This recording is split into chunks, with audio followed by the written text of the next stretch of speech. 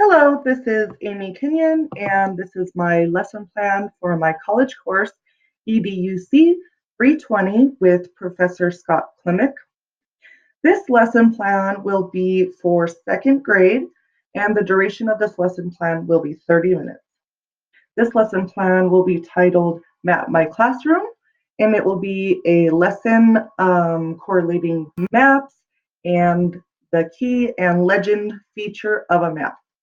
The social studies concept addressed in this lesson will be students will be able to use geographic tools and skills to locate and describe places on Earth. The students will be able to use maps, globes, and mental mapping to identify familiar areas and simple patterns and create maps using various media. The students will understand and apply basic mapping elements such as a compass, roads, labels, and a key to read and construct maps that display information about neighborhoods or local communities. Students will also understand the physical characteristics or places in their community. The literacy concept addressed will be students will be able to ask and answer such questions as who, what, where, when, why, and how to demonstrate understanding of key details in a text. Students will determine the meaning of words and phrases in text relevant to a grade 2 topic or subject area.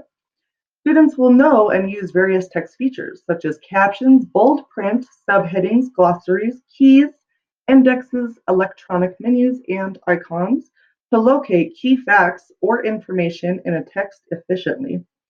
And the final concept addressed in this lesson will be students will be able to explain how specific images contribute to and clarify a text.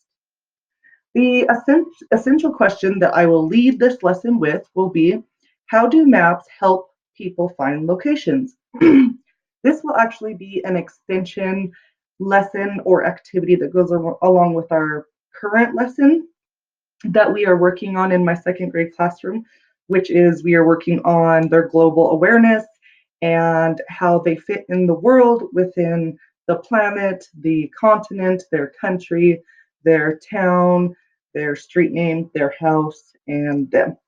So this will be an extension with to go with our lesson when we come back from spring break next week that I will teach my second grade students. The You Are Here activity that I will use to create engagement and interest in this lesson will be an activity that the students will use with our classroom atlases. I actually forgot the atlas in my classroom because we are so rushed today, getting ready for spring break, which starts this next week. But I did have a picture. So this is our classroom atlas. So each student actually has one of these atlases in my classroom, and we will be using page 20 and 21. This lesson, or this atlas goes along great with our lesson, especially these pages, because it actually shows us what key features might be on a map. They're actually specifically on our classroom map that correlates with this atlas. So it shows the different features or landmarks that might be on a map, like an ocean, a river, a lake, some mountains, a town or a city, or a capital on some maps, and a boundary of a state line. We will discuss each of these, and I will have the students popcorn read about each informational text that is located below each landmark. The first one is a coastline, and it says coastlines are shown as black lines between land and ocean features. B would be rivers are shown as blue lines on land. C, lakes are shown as blue areas surrounded by land. D, mountains are shown as shadows. E, cities are shown as red dots. And F, boundaries are shown as red lines. This will have the students prepped and give them an idea of what we are possibly doing or incorporating into our lesson for today's social studies.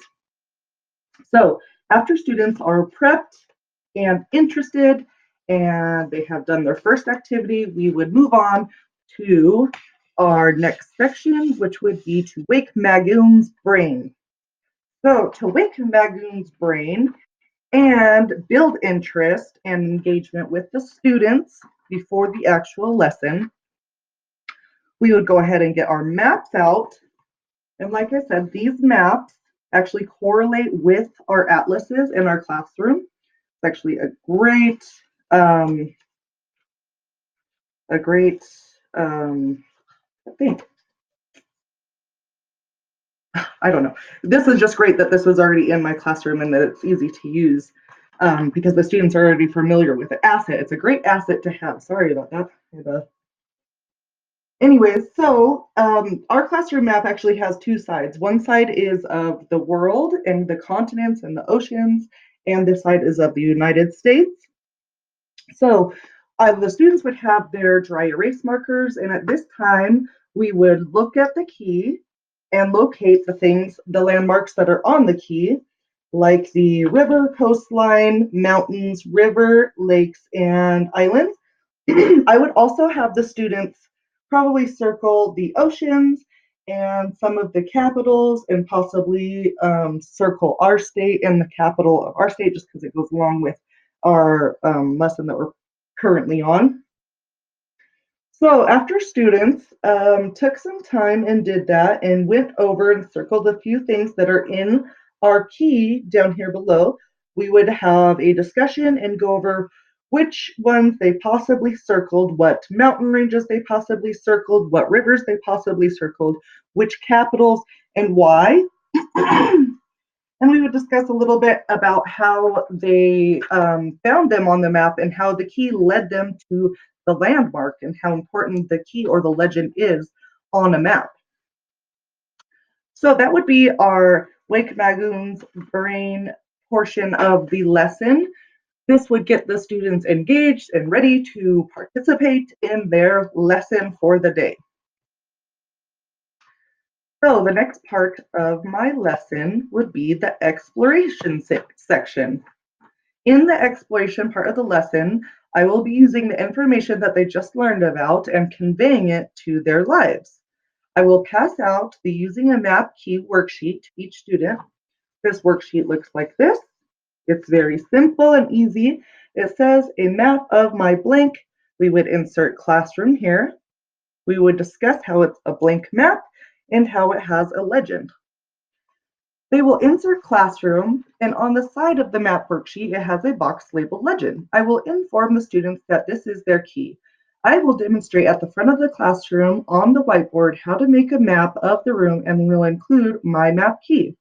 Then I will inform the students that this is the time they will be creating their map of their classroom and they will need to include the important landmarks that are in our classroom.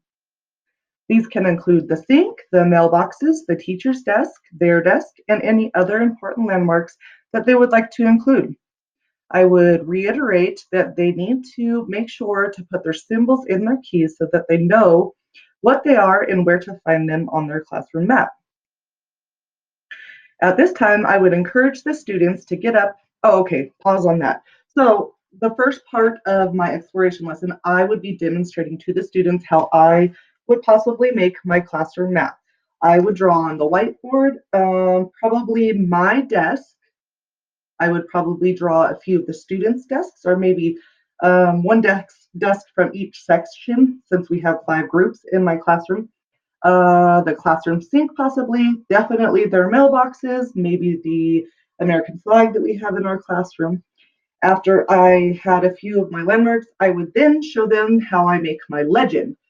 For the teacher's desk, I would possibly put just like a little table with a star on it to show that this is the teacher's desk, the important desk, or what the boss's desk. Um, okay, we're gonna have to pause for a minute. Please excuse me. My computer records 10 minutes at a time. I will continue with part 2. Thank you.